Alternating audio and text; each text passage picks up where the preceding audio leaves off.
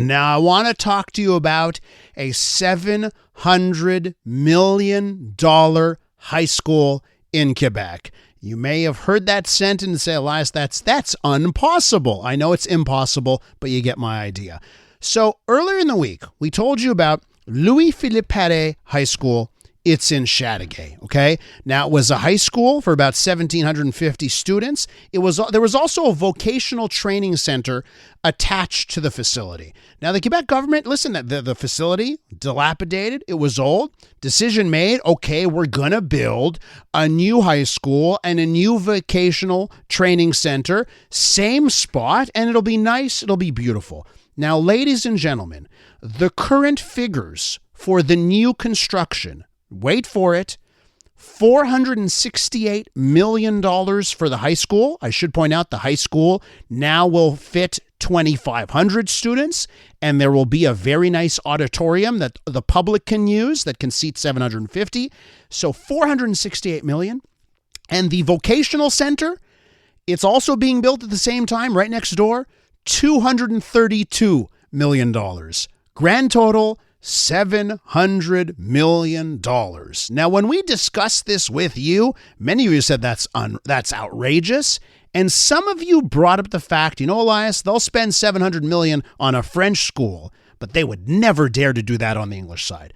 I wanted to get to the bottom of that and more. So Joe Ortona is on the line, chair of the English Montreal School Board, president of the Quebec English School Boards Association. Joe, you are clearly the man to discuss this subject with. Thank you for coming on the program. Good morning, Elias. Thanks for having me on. First things first, well, what do you think about the folks in Chateauguay and the French sector there getting $700 million worth of new facilities? I mean, I'm happy to see when schools that are in desperate need of repairs and students that, should be in facilities that are up to date and all that's great. But how could we allow the cost to balloon to that point? And, it's hard to imagine that the incompetence is at that level. It can't just be incompetence. I have a hard time believing that. And I should point out, there are some cost overruns there, but the initial price tag was $333 million for the school. Like 340 was the initial price tag. So it wasn't like this is all cost overruns. They were always planning on spending quite a bit of cash here, right? So, I guess that leads me down to the path is what do we see on the English side of things? Now in my neck of woods in NDG, I've seen the big signs that are put up where you've got your school board and the Quebec government and they list how much money is being spent on renovations. So I know some of that work happens in the English sector. Do you get your fair share? Well, look, I mean, we get money for renovations. We absolutely do. Do we get our fair share? That's a little complex.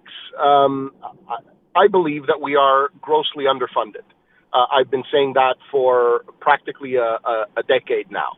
And yes, we get money to renovate some of our buildings.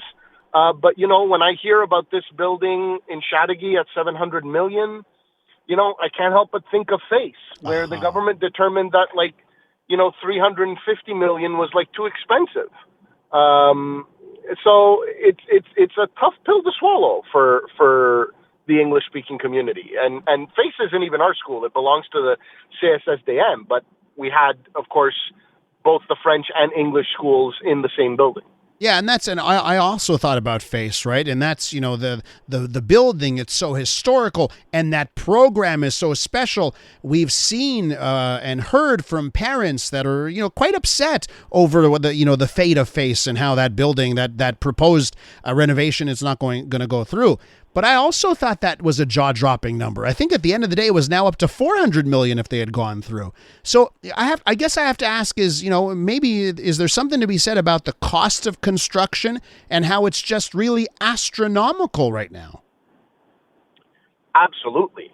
Look, things are just insanely expensive now for public contracts in Quebec. And they're expensive to begin with. And then we have all of these cost overruns, and they wind up costing, figures that just don't make any sense at all.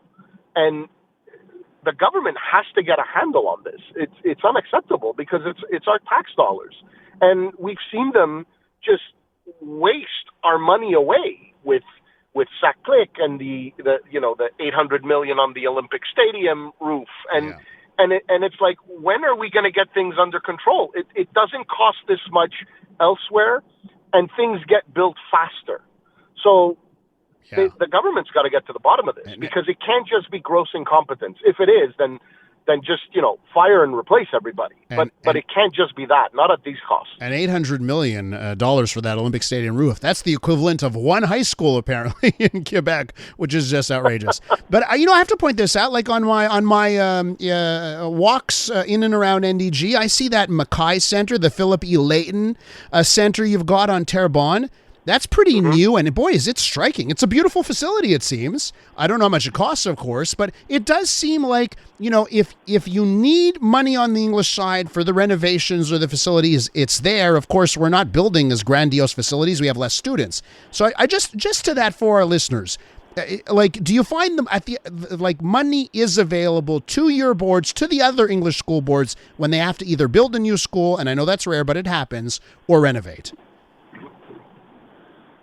We do face a lot of hurdles. I'm not going to say we don't, and of course it's because of our enrollment. And what the government does is they track what our enrollment is throughout our system, and what they're going to say is, well, you don't need a school because you have other schools that are that have space within your network. But they look at the entirety of the network, and this is the problem. Is that if, for example, we have elementary schools that are all over capacity in the West End, what difference does it make if we have space in schools in the East End? It still doesn't solve the capacity problem, because children who live in NDG and Côte Saint-Luc are not going to be bused to Saint Michel and Saint Leonard and Montreal North. It just doesn't make any sense.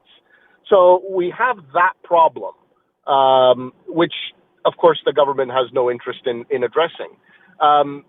I've also brought this up for several years now, the issue that if we were to build new schools for the English side, they would be built faster because they'd be smaller, and it would cost a fraction of what it costs in the French sector because they would be smaller, because we need less space. But the government has had no interest in looking into that. Well, Joe, listen, I say you just you go for it all and just propose an $800 million school somewhere just to see how it goes. And then before I let you go, quickly here on this one, your thoughts on the new education minister, Sonia Labelle? Look, we had Jean-François Roberge, and that didn't turn out so well. We thought things were going a little bit better with Bernard Drinville, but at the end of the day, it turned out not to make a difference. This government just has not performed well in education at all. And when it comes to Section 23, they've been horrendous. So I'm not hopeful that it's going to be any different, to be quite honest. If they still have the same mentality, it doesn't matter who's leading the department. Right, exactly. We're obviously going to ask for a meeting, and we hope that we can build bridges there and see if there's any progress to be made. But she was the president of the Treasury Board, so she was, she's in large part responsible for all of these cuts in education, and she was, at the head of all of the negotiations with the public sector workers in education. So it hasn't been well when we've dealt with her. So it's hard to be optimistic. Joe, bon chance avec ça. And I say you propose a combo $800 million high school / baseball stadium for the Expos. And thanks for coming on. Okay? Be well. Sure. There's Joe Ortona, chair of the English Montreal School Board and president of the Quebec English School Boards Association.